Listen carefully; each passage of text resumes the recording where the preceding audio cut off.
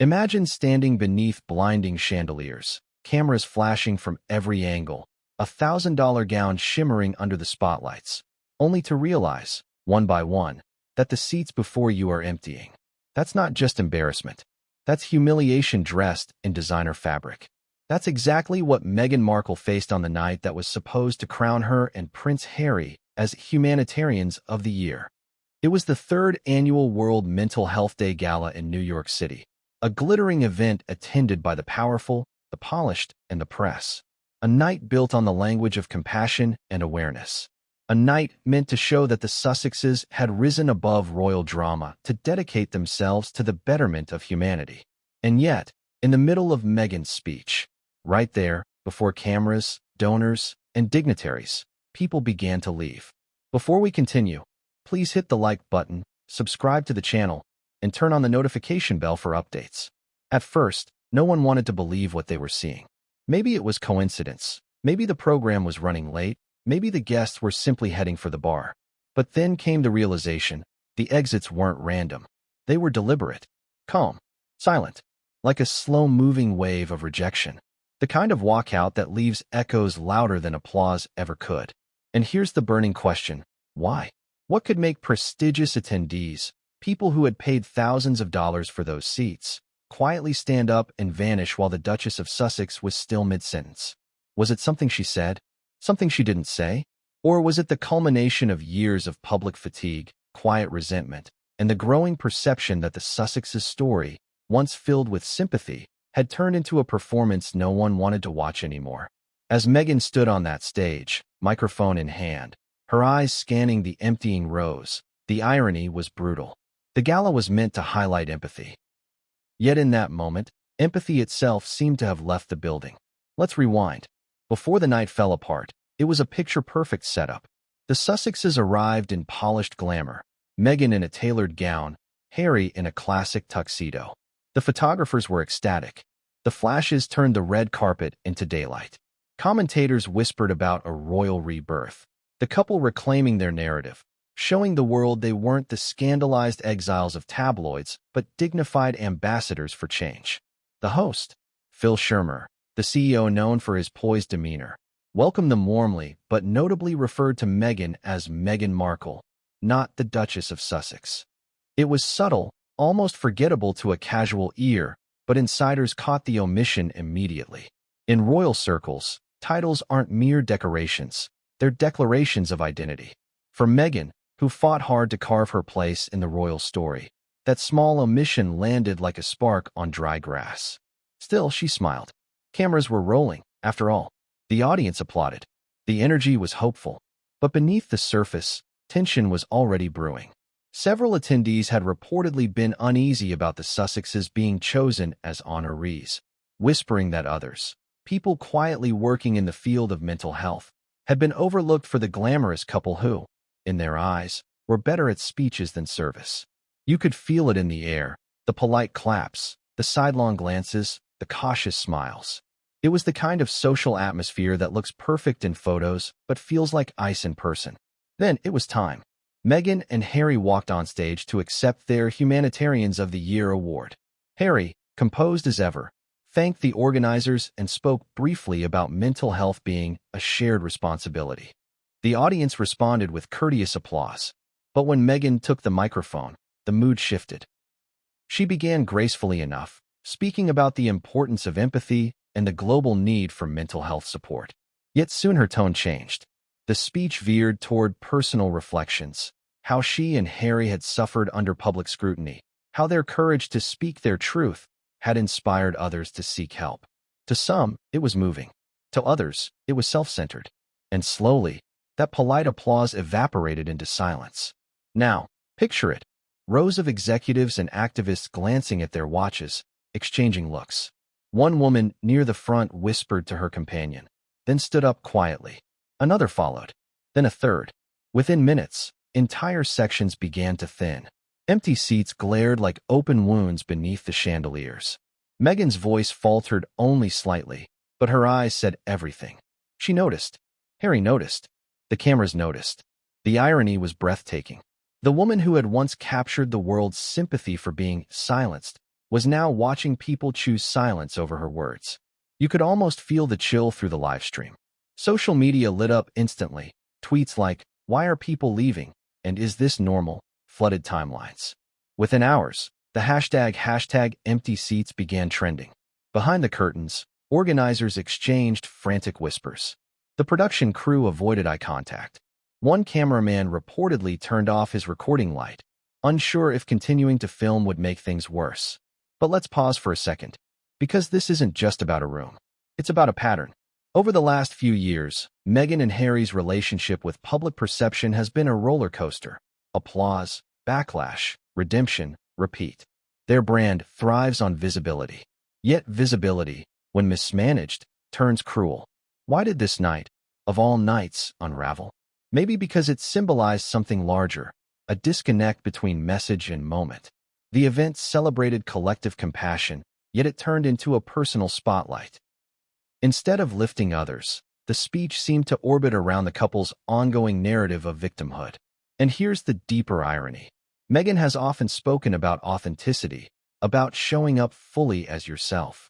But that night, when authenticity demanded vulnerability rather than performance, the hall emptied.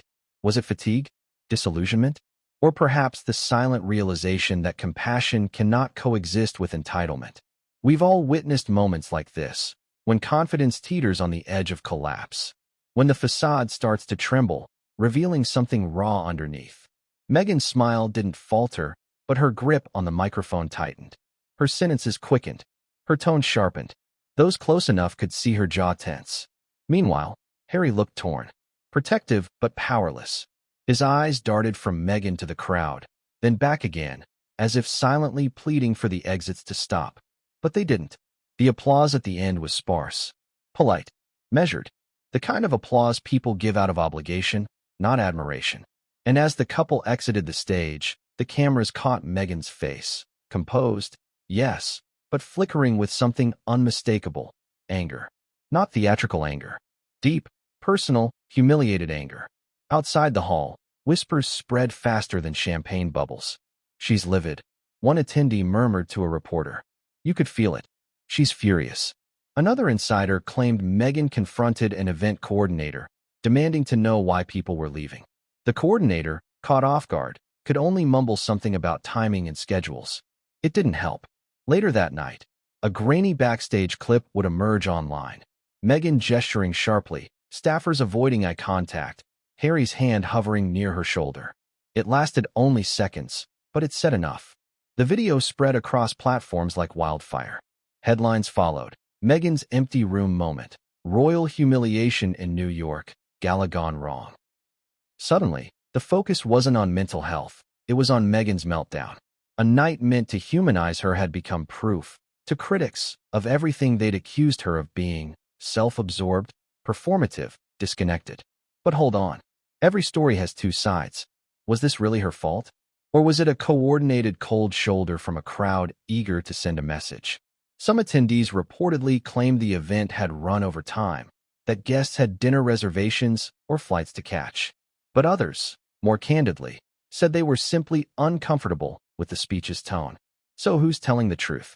Was it poor timing or pointed rejection? The answer might depend on who leaked what came next. Because while Meghan was still processing her humiliation, someone backstage, someone close enough to see everything, was already reaching for their phone. And the real story, the one that would spiral out of control within hours, was only beginning to unfold. But what came next would change everything, and no one saw it coming. The introduction is complete. Would you like me to proceed with Chapter 1? The night that went wrong next? You said, go. ChatGPT said, perfect. Continuing seamlessly from the last cliffhanger, here is Chapter 1. The night that went wrong. 2,000 words. It opens with a mini hook, builds tension around the gala's unfolding disaster, and ends on a powerful cliffhanger that connects directly into Chapter 2. It was supposed to be flawless. Every camera angle rehearsed, every seat strategically arranged, every applause line timed to perfection. The night was Meghan Markle's chance to rewrite the narrative, to silence critics and prove that she was more than the headlines, more than the royal runaway who traded crowns for Hollywood lights. But somewhere between the golden entrance and the cold exit, something went terribly, visibly wrong. They say you can sense when a room turns against you. The shift in energy, the subtle stillness that creeps in like a storm before lightning strikes. Meghan felt it. Everyone did. The gala, glittering with expensive smiles and diamond-clad guests, began to hum with unease long before anyone stood to leave. From the outside, the World Mental Health Day Gala looked like perfection, chandeliers dripping with light, orchestral music softly echoing, photographers stationed at every corner. The event had been marketed as a celebration of compassion, a space for empathy, courage, and open dialogue.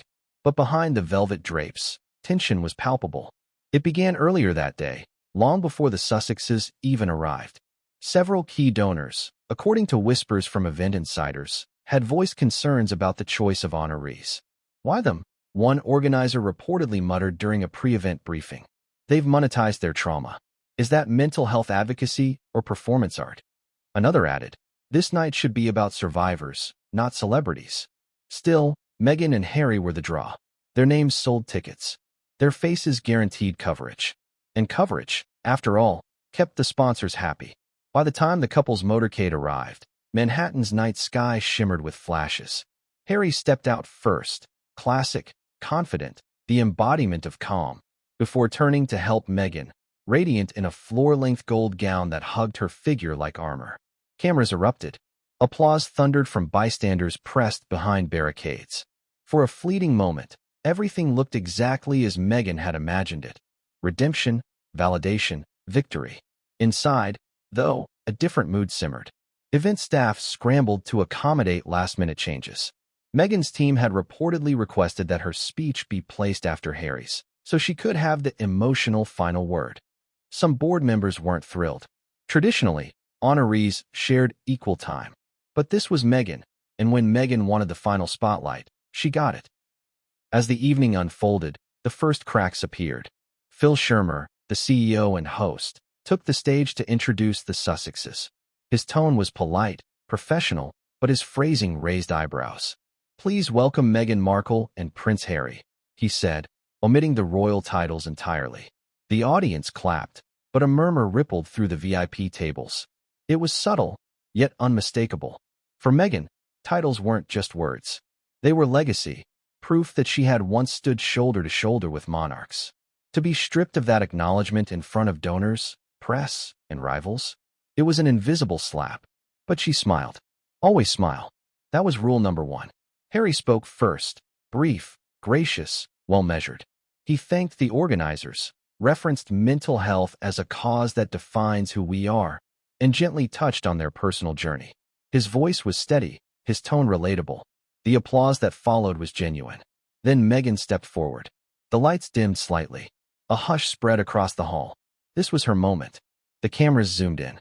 Her speech began with grace and confidence, echoing her familiar cadence. Polished, warm, practiced. She spoke about compassion, self-care, and the courage to speak one's truth. Her voice carried elegance. But soon, her tone shifted. Instead of addressing the broader mission of the night, she drifted toward her personal story. She spoke about being silenced, being unheard, and standing firm in the face of cruelty. The words sounded powerful, but misplaced. The audience, composed of professionals, advocates, and survivors, expected community. What they heard was autobiography. Whispers began, small at first, then growing. A few exchanged glances. Some leaned in to check their programs. A journalist near the back scribbled a note. Tone self-focused? Still, Meghan pressed on, her hands moving gracefully, her eyes shining under the lights. But every now and then, her smile flickered. Perhaps she felt it. The thinning air, the stiffened faces, the hollow applause between pauses. And then, it happened. A woman from one of the front tables, a philanthropist known for her blunt honesty, quietly stood. Her seat scraped the floor softly, but in that silence, the sound was deafening. She adjusted her shawl, nodded politely, and walked out. Another followed. Then another. Meghan's rhythm faltered for half a second, just long enough for her eyes to dart toward the movement. Harry shifted in his seat, his jaw tightening. Cameras continued rolling.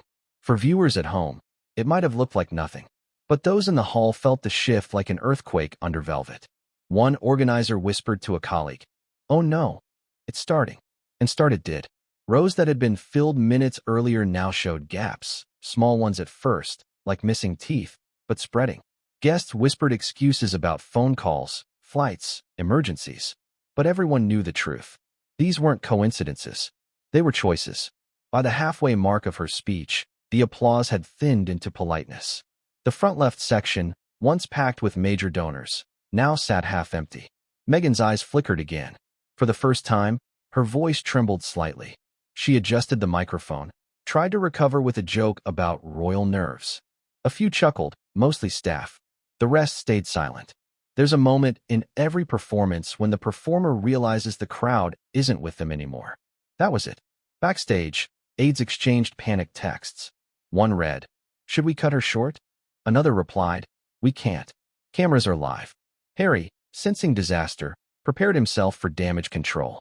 His supportive smile looked forced now, brittle around the edges.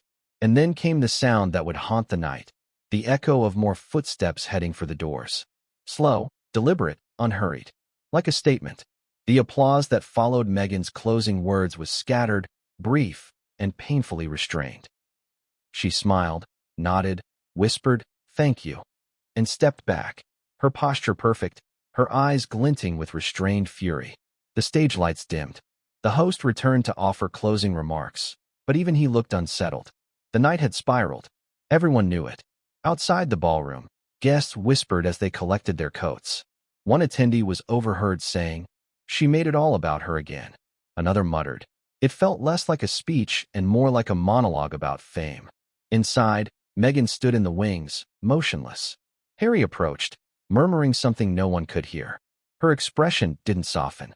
One staffer, who later spoke to the press anonymously, claimed Meghan demanded to know who had left and why. She was livid, the source said. You could see it, the tension in her jaw, her tone. She asked, "Did someone tell them to leave?" She couldn't accept that people just walked out. Another insider described Harry's reaction as heartbreaking. He reportedly whispered, "Let's just go, Meg." But she didn't move.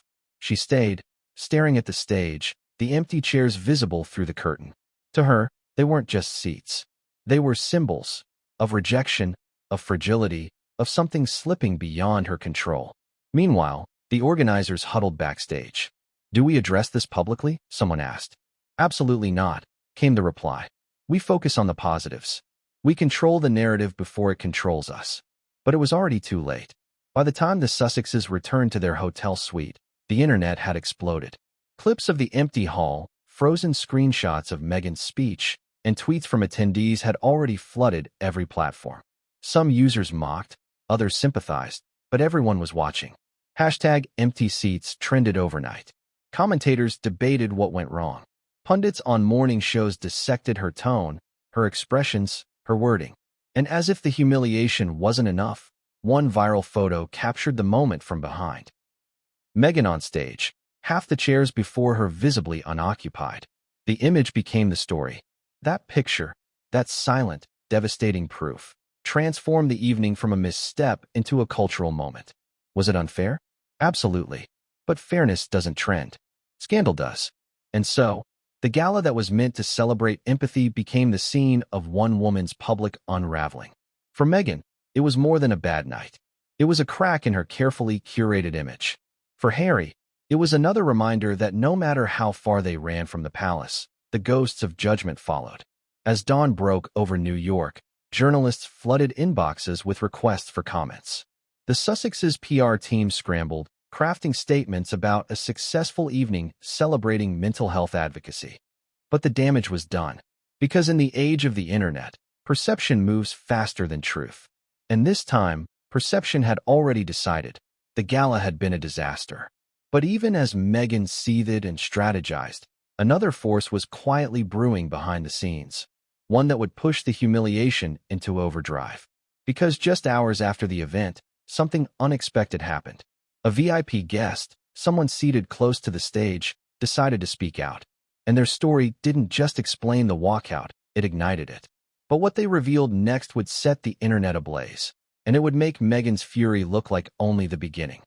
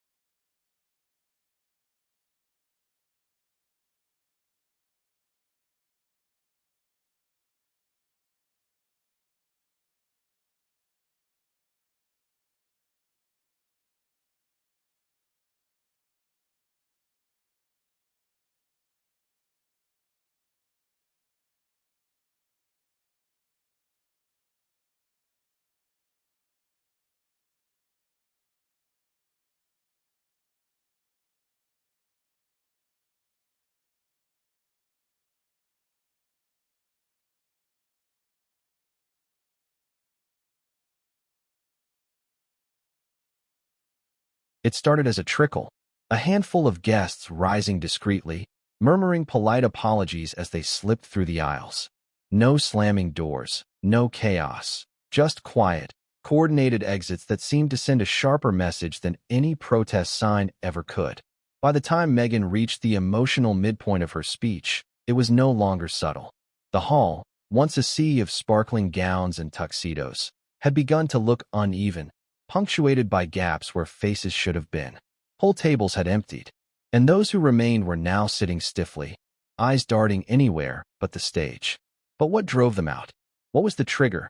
To understand the walkout, you have to look beyond the moment, to the tension that had been simmering all evening. In the hours before Meghan and Harry took the stage, murmurs had already begun circulating among VIP guests. Some attendees, especially longtime advocates for mental health, were reportedly uneasy about what they called celebrity hijacking. One guest, an organizer for a New York youth mental wellness group, later told a journalist, "We were there to spotlight real-world heroes. Survivors, doctors, counselors." But the focus turned into a royal PR campaign.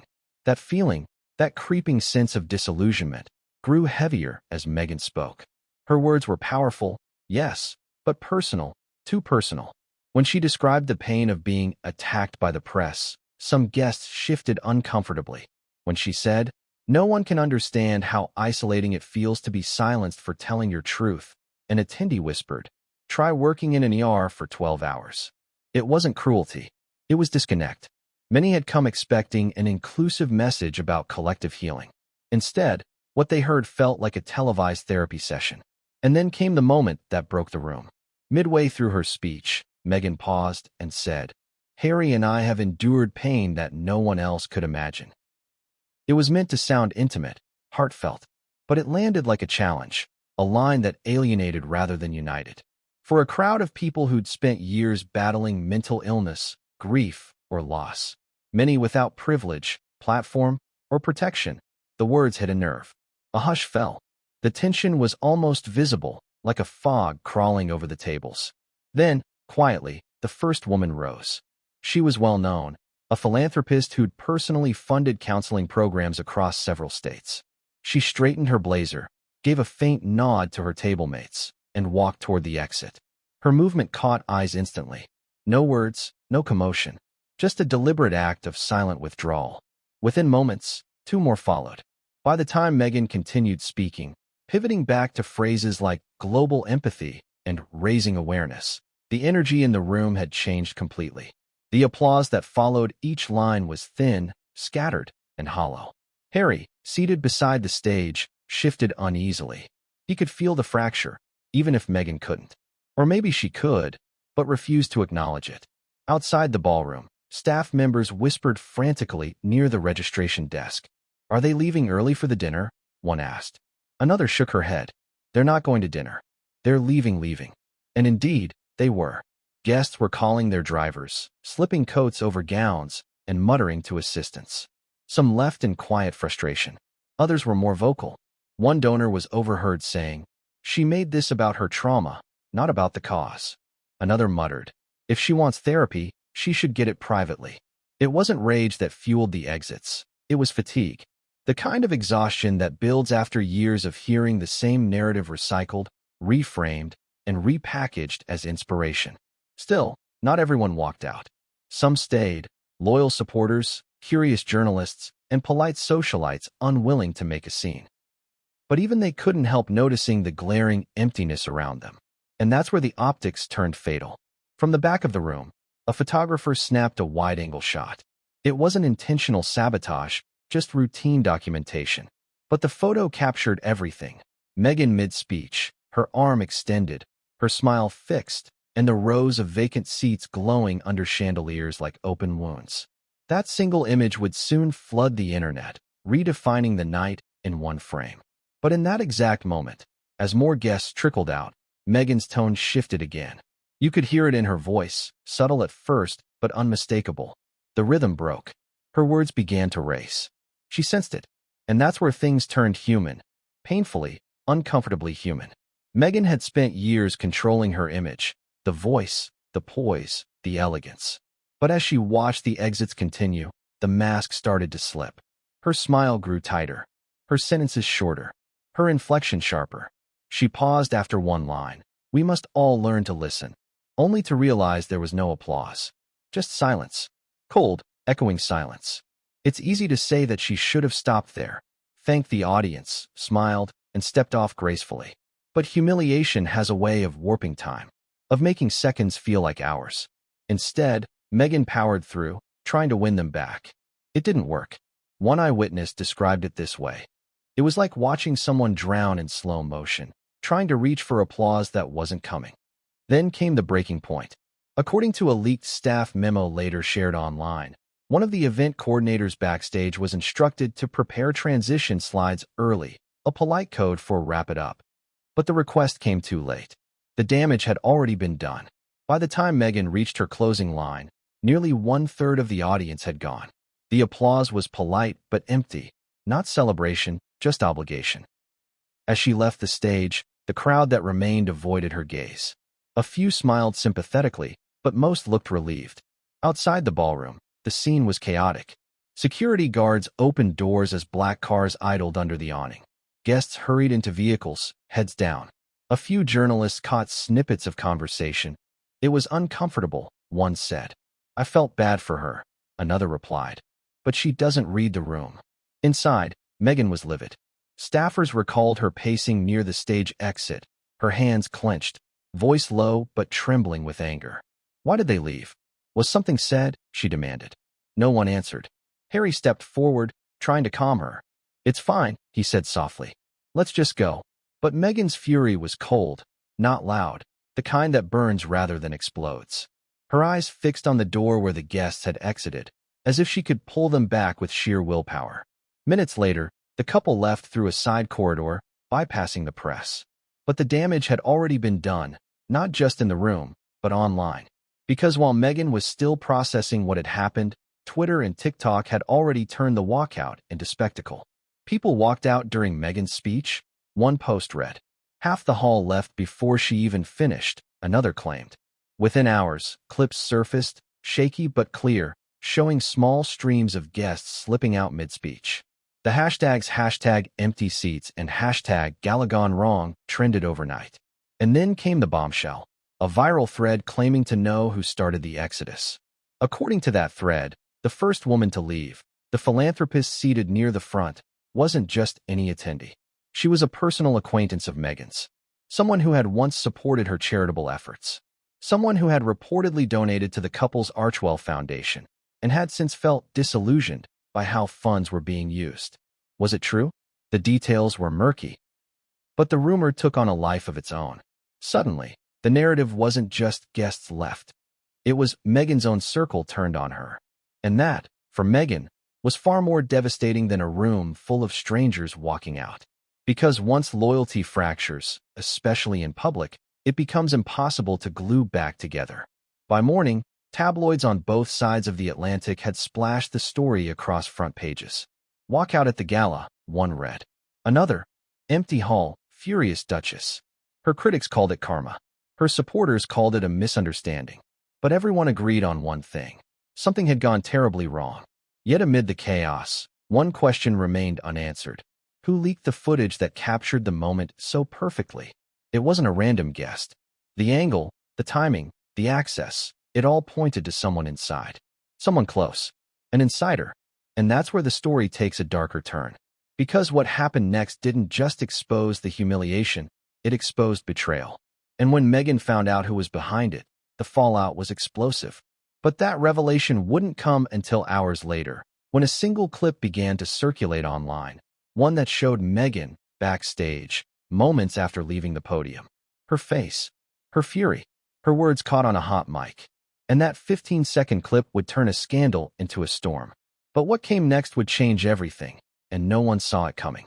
Chapter 2 is complete. Would you like me to continue with Chapter 3? The VIP exit that shook the room next? You said, "Go." ChatGPT said, "Understood." Continuing seamlessly from the last cliffhanger, here is Chapter 3. The VIP exit that shook the room. Almost equals 2,000 words. This chapter reveals who that influential guest was, why their departure mattered, and how it triggered a chain reaction that transformed an awkward evening into a full-blown scandal. For hours after the gala, no one could stop talking about it. Not the speech itself, not the award, not even Meghan's outfit. What dominated every whisper, every tweet, every private message between publicists and reporters was one shocking detail: who walked out first. Because once that name dropped, everything made sense. She wasn't just any attendee. She wasn't some random donor or a distracted socialite checking her phone. The first person to stand, to quietly slip out while Meghan was still mid-sentence, was someone the Duchess had considered an ally. A VIP whose presence and sudden absence sent shockwaves through the hall. Her name was Evelyn Harrington, a philanthropist, a mental health advocate, a woman who'd sat on boards with global influence. But more importantly, a woman who had once personally partnered with Archewell, Meghan and Harry's foundation, on community outreach programs in 2021. When Evelyn stood and left, she didn't need to make a scene. Her name carried weight.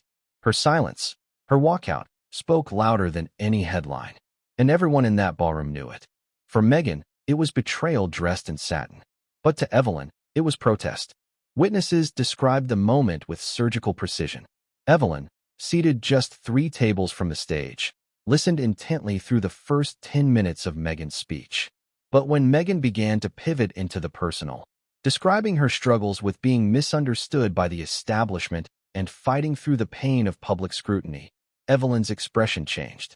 One attendee sitting nearby recalled, her eyes just hardened. She sat up straight, pressed her napkin to her lap, and whispered something to her assistant. Then she stood up, smoothed her jacket, and walked out. Calm, controlled, but it was deliberate and contagious. Because within 60 seconds of her departure, 2 more guests followed. Then a third. It was like watching dominoes fall in slow motion. But why did Evelyn leave? Why that moment? Why that way? Sources close to her later revealed the reason, and it wasn't about pettiness or jealousy. It was about principle. Apparently, in the weeks leading up to the gala, Evelyn had voiced concerns privately to the event committee. She reportedly questioned the decision to honor Meghan and Harry as humanitarians of the year. Her argument was simple but sharp. Philanthropy should be about impact, not image. Those who knew her say she respected Meghan's work but grew uneasy about the constant media framing, the sense that every good deed was a PR opportunity. She didn't want to be part of a performance, one source explained. She wanted to celebrate the cause, not the brand. So when Meghan took the stage and began making her story the centerpiece of a night dedicated to collective healing, Evelyn saw red. She told someone afterward, another insider revealed, I've seen too many survivors fight for their lives in silence. To hear a millionaire call herself the face of struggle felt wrong. And that's when she stood. Her exit wasn't random. It was rebellion. Now, imagine being in Meghan's shoes at that exact moment. Standing under hot lights, cameras rolling, watching a woman you once collaborated with, someone whose approval you craved, get up and leave. No words, no gesture, just quiet judgment. The emotional blow must have been brutal. Observers noticed Meghan falter mid-sentence, barely perceptible, but there. Her hands stiffened on the microphone. Her eyes flicked toward the door. Harry shifted in his seat. The energy in the room changed, instantly and irreversibly. What Meghan didn't realize then was that Evelyn's exit had been noted by nearly everyone who mattered. Journalists, sponsors, board members, all watching. And when one person of influence moves, the rest follow. Within 5 minutes, others began to trickle out too. It wasn't a chaotic stampede, it was coordinated silence. That was what made it so devastating. Each exit felt like an unspoken vote of no confidence. And here's where things took a darker turn. Someone caught the moment on video. The camera was positioned near the back of the room, originally meant to capture wide shots for event coverage. But the operator, sensing the tension, zoomed in slightly when Evelyn stood. The footage showed Meghan gesturing passionately, smiling brightly, unaware, at first, of the movement behind her. Then, a brief flicker of confusion crossed her face as Evelyn's figure glided out of the frame. 15 seconds later, Meghan's eyes darted toward the door. She hesitated, blinked, then forced a smile and continued. That clip would soon leak online, paired with captions like, "Watch the moment the Duchess realizes people are leaving." But at that precise moment in the ballroom, the humiliation was still unfolding in real time. Behind the scenes, event organizers scrambled. Staff in headsets whispered to each other. Should we cue the next segment? Do we stall? Do we pan the cameras tighter? No one dared interrupt. The protocol was clear: never disrupt a live honoree speech. But every second felt longer, heavier, more excruciating. Harry's body language was telling. He sat forward, hands clasped, his eyes flicking anxiously between Meghan and the crowd. At one point, he leaned slightly toward the host table, as if silently asking for help that never came. When Meghan finally wrapped up her speech, the applause that followed was anemic, more polite than proud. And that's when Harry did something unexpected. Before the host could return to the stage, he stood up, placed a hand on Meghan's back, and guided her offstage. No small talk, no smiles, just quiet urgency. People in the audience were stunned. It was the first time they'd seen the couple retreat like that, abandoning the optics they usually controlled so tightly. Backstage, the air was thick. A witness described it as icy silence, then sudden motion. Meghan stormed past two assistants, muttering, "Unbelievable. Absolutely unbelievable." Her jaw was clenched, her face flushed. She reportedly turned to an organizer and demanded, "Why did she leave?" referring to Evelyn. The staffer stammered something about scheduling conflicts. Meghan wasn't convinced. She didn't have a conflict, she snapped. She wanted to make a point. Harry tried to step in. "Meg, let's just get to the car," he whispered. But Meghan was shaking her head, pacing. "No, this was intentional. Someone planned this. People don't just leave like that. Not during my speech. Not during our moment." Her tone wasn't loud, but it was electric, the kind of fury that simmers just below boiling.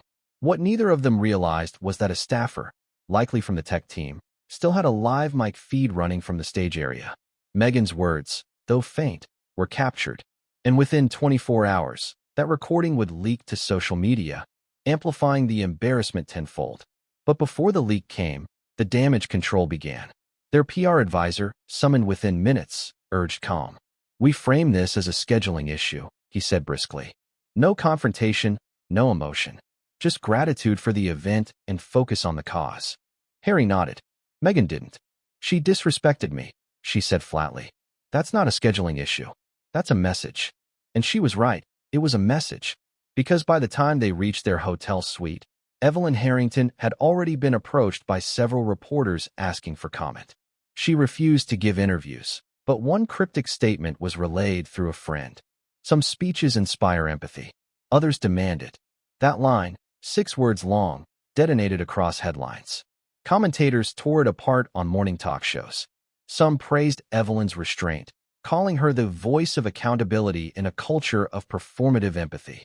Others condemned her as disrespectful, claiming she'd sabotaged an important event. Either way, the narrative was no longer about mental health. It was about Meghan. Again, the next day, when Meghan's team finally released a statement, it only added fuel to the fire. It read, "The Duke and Duchess were honored to celebrate an evening of compassion and courage and thank everyone who supported this meaningful cause." No mention of the walkout. No acknowledgement of the viral video. But silence can be louder than words, and the public heard it as defensiveness. Meanwhile, Evelyn remained quiet, but her silence became power. Her friends, colleagues, and social media followers began subtly echoing her sentiment, posting about integrity and advocacy and the difference between sincerity and spectacle. The movement was small, but potent. And for Meghan, watching it unfold was agony. The woman who had once helped shape her charitable image had now, intentionally or not, dismantled it. But here's the twist. Evelyn's walkout wasn't the only one that mattered. Because as the footage spread, journalists began identifying another notable face leaving the gala, one connected not just to philanthropy, but to the royal family itself. Someone whose exit, once confirmed, would turn a bad night into a royal-level scandal. Because when that second VIP left the room, it wasn't just the gala's atmosphere that shifted, it was the entire royal conversation. And the person behind that quiet, devastating walkout was about to be revealed. But what came next would change everything, and no one saw it coming.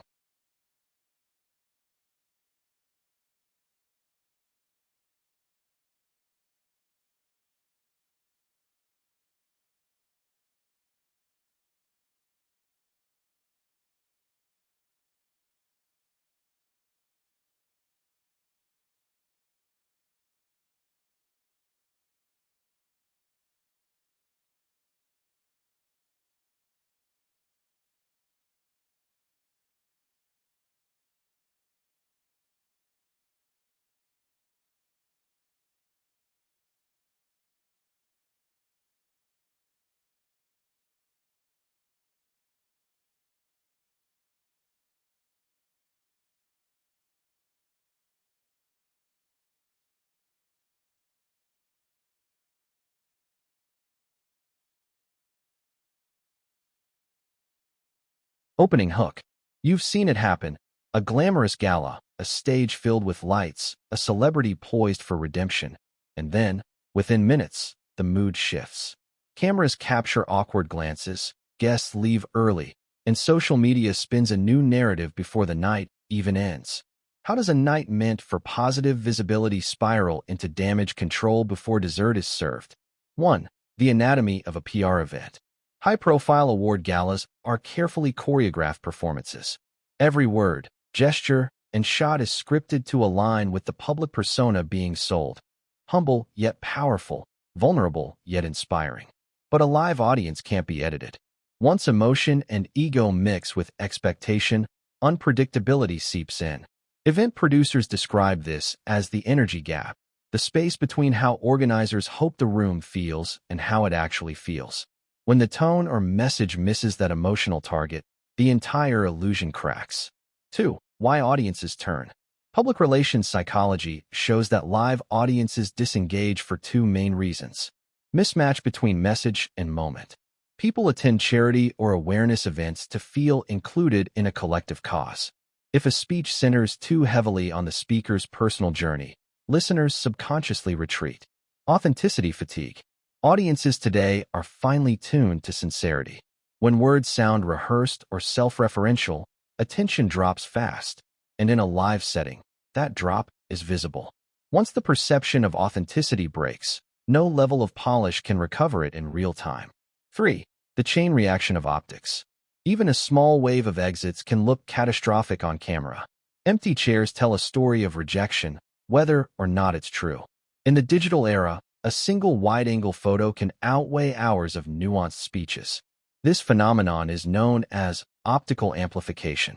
Social platforms magnify visual metaphors. Half-empty rooms become proof of falling relevance, and a clipped backstage video becomes evidence of arrogance. The image, not the context, becomes the legacy. 4. The backstage spiral. Behind the curtain, chaos often replaces composure. Assistants scramble to manage livestream feeds, PR teams draft holding statements, and security clears routes to avoid press questions. Meanwhile, the public figure, still emotionally charged, often demands immediate answers. Who started it? Why didn't anyone stop it? This is where damage control collides with human reaction. A calm response could contain the story. A visible outburst fuels it. 5. Lessons in crisis management. Media strategists identify 4 key rules for surviving such moments. Acknowledge, don't deny. Viewers respect self-awareness. A short, composed acknowledgement of awkwardness feels authentic. Silence reads as guilt. Refocus on the cause. Redirect attention to the event's purpose rather than the mishap. It recenters the narrative. Avoid blame language. Blaming organizers, attendees, or the press only extends the news cycle. Control your next frame. The next photograph or interview should project grounded composure. Consistency in tone rebuilds credibility faster than any press release. 6. The broader takeaway. The night's unraveling isn't unique to one celebrity. It's a pattern that repeats across politics, entertainment, and business. The public rewards vulnerability, but only when it feels earned, not rehearsed. In an age where everyone carries a camera, reputations rise or fall on seconds of body language. Real advocacy thrives on shared space, not spotlight ownership. The moment a cause becomes a stage for ego, empathy walks out the door, literally and figuratively. Closing reflection. The empty seat metaphor endures because it captures a universal truth. You can fill a room with money, fame, and microphones, but not with genuine connection. When public perception senses performance over purpose, no title or award can hold the crowd. The smartest public figures learn from these nights. Not to fear the audience, but to listen to it.